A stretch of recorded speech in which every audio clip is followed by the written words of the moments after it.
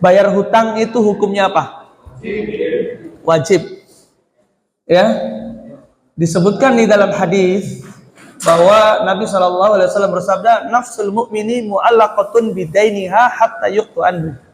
Bahwa jiwa seorang muslim itu, jiwa seorang mukmin itu dia tergantung dengan hutangnya sampai dia dibayarkan. Yaitu ketika dia wafat punya hutang, maka ya dia tergantung, dia masih punya sangkutan muamalah. Juga disebutkan bahwa ada orang yang mati syahid, kalau dia punya hutang maka dia juga tergantung. Dan juga di dalam satu kisah riwayat yang masyhur itu bahwa Rasulullah SAW tidak mau melakukan sholat jenazah bagi orang yang punya hutang. Gitu. Itu yang pertama, bahwa membayar hutang hukumnya adalah wajib. Terlebih lagi bagi orang yang dia sebenarnya punya uang gitu ya. Dia sebenarnya punya uang untuk membayarnya gitu. Misalnya kita nih sekarang nih punya uang 3 juta gitu ya. Misalnya 3 juta rupiah. Kita mau bayar utang dulu atau kurban dulu? Ya. Maka disebutkan di dalam hadis matlul ghani zulmun. Matlul ghani zulmun. Itu apa? Bahwa menunda pembayaran hutang bagi orang yang punya uang itu adalah bentuk kezaliman. Ya, ini hadisnya sahih riwayat Imam Bukhari dan Muslim. Matlul ghani zulmun. Ya, menunda pembayaran hutang bagi orang kaya, bagi orang yang punya uang itu adalah kezaliman. Jadi ini salah satu bentuk kezaliman kepada sesama manusia ini. Kalau kita uangnya ada, kemudian kita ditunda bayar hutangnya, maka ini adalah bentuk kezaliman. Dia menunda, nggak mau bayar, zalim, kemudian menyampaikan kalimat-kalimat yang dapat menyakiti orang yang memberikan hutang itu, gitu kan. Nah, jangan sampai gitu. Nah, ini yang pertama, bayar hutang hukumnya adalah wajib. Kalau ada buat bayarnya, gitu kan, maka harus hukumnya adalah alal faur, yaitu segera.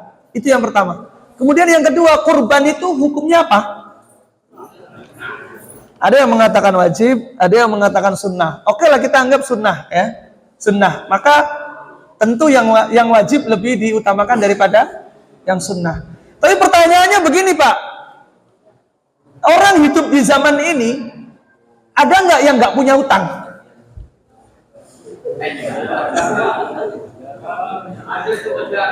Ada nggak orang hidup di zaman ini yang nggak punya utang? Kita lihat pejabat-pejabat, pengusaha-pengusaha itu justru punya uang 1 triliun, utangnya ratusan miliar gitu. Iya enggak? Punya uang 1 triliun, utangnya ratusan miliar.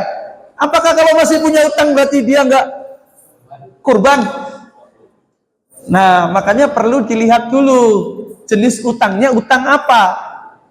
Ada orang itu dalam menjalankan usaha memang ya dia mau nggak mau gitu, dia berhutang karena sistem gitu misalnya. Nah, maka dilihat dulu dia itu utangnya memang dia bisa bayarkan atau tidak. Misalnya begini, bapak-bapak di sini kan bekerja ya, tiap bulan dapat gaji. Misalnya ada yang punya utang, misalnya punya utang 10 juta tapi dia punya gaji, ya, misalnya per bulannya dapat 5 juta misalnya.